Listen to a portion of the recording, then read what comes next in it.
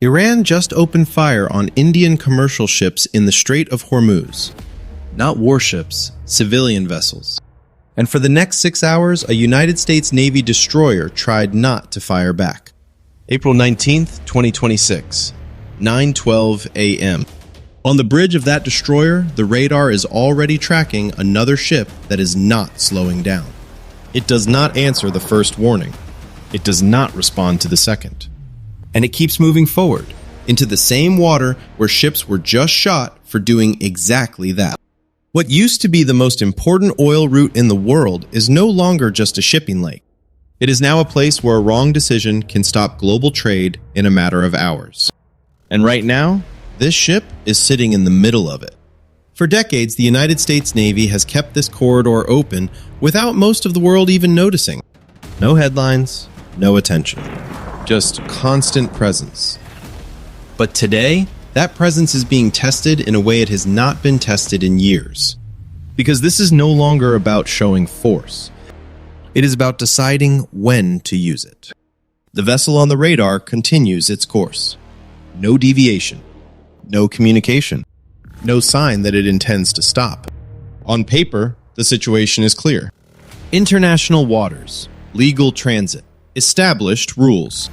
But out here, rules only matter if both sides agree to follow them. And right now, one side is not. The captain watches the track line in silence. He knows exactly what comes next.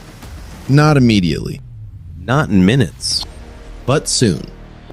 Because every warning that is ignored closes one more option. And every mile that ship moves forward pushes this situation closer to a line that cannot be crossed without consequences. For the next 6 hours, the United States will try to avoid pulling the trigger. 6 hours of warnings. 6 hours of restraint. 6 hours of giving the other side a chance to turn away. But if that does not happen, this will not end with another radio call.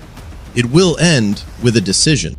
And once that decision is made, it will not stay in the strait. It will move far beyond it. 9:30 a.m. The distance between the two ships is no longer the issue. It is the direction. The Iranian vessel is not drifting and not slowing. It is holding a steady course deeper into the strait, moving as if the warnings never existed. On the destroyer, the second round of calls begins. Clear, direct, repeated. Alter course. Reduce speed. Acknowledge immediately. Each transmission is delivered the same way. Professional, controlled, by the book. And each one is ignored. At first, there is still room to believe this might be a misunderstanding. A broken radio. A delayed response.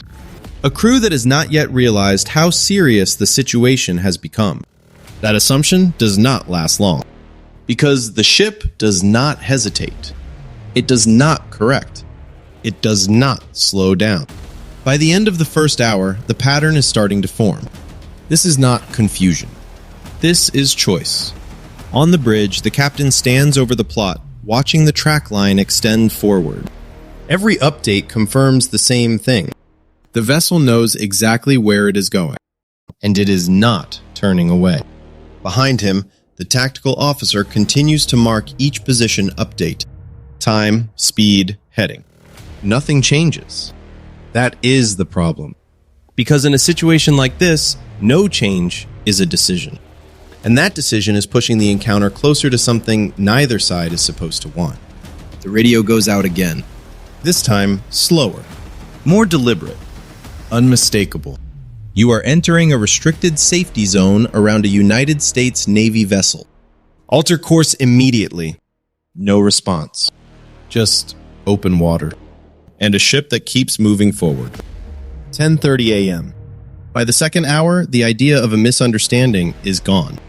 The Iranian vessel has heard every call. It has chosen not to answer.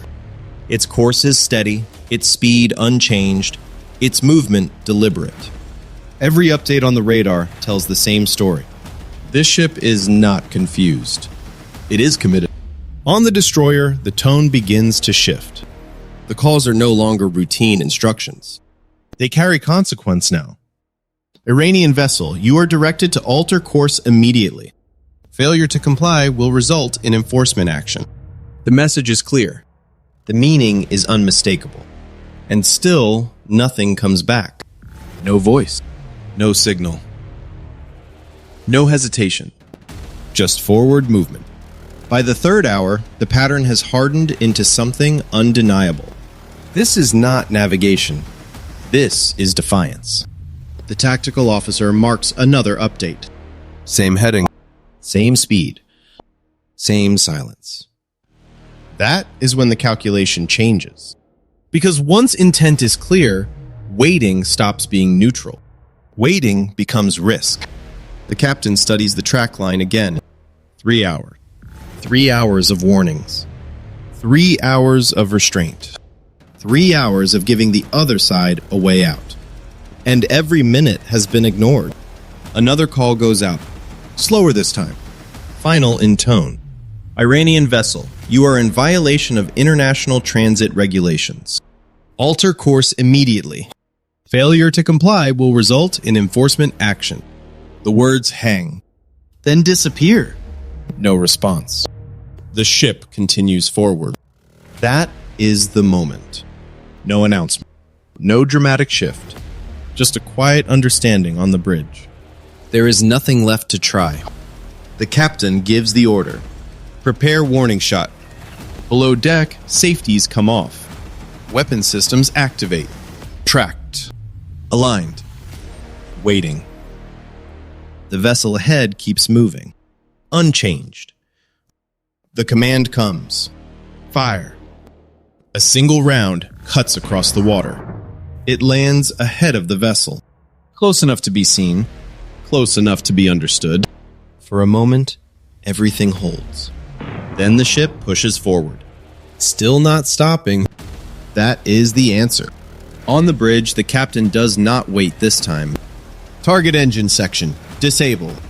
The order is repeated. Systems adjust instantly. Locked. The next command follows without hesitation. Fire. Controlled bursts. Precise. Measured. Rounds strike low along the hull. Then one connects. Direct impact near the engine. The effect is immediate. Speed drops. The vessel begins to drift. Its forward motion gone. For the first time in hours, it stops. The effect is immediate. The vessel loses speed, then direction, then control. On the radar, the track line breaks. What had been a steady forward movement turns into drift. On the bridge, the tactical officer calls it out. Propulsion lost. Target no longer advancing. No further shots are ordered. The captain holds the line because the objective has already been achieved. Not destruction. Control. Around them, the water shifts again. Other vessels keep their distance. No one moves closer. No one challenges what just happened. The message has already been delivered. Clearly. And without escalation. On the Iranian vessel, there is no return fire. No attempt to push forward. Only a ship that is no longer moving. And a situation that has stopped exactly where it needed to. By the time the smoke clears, the strait is still open. Ships are still waiting. The risk has not disappeared, but the line has been drawn. For hours, the United States held back, not because it could not act, but because it understood what action would mean. And when it finally did act, it chose the smallest force necessary to stop the situation. That is what kept this from becoming something larger. Because out here, escalation does not start with missiles. It starts with decisions. And in this case, one decision was enough. Not to win a war, but to prevent one.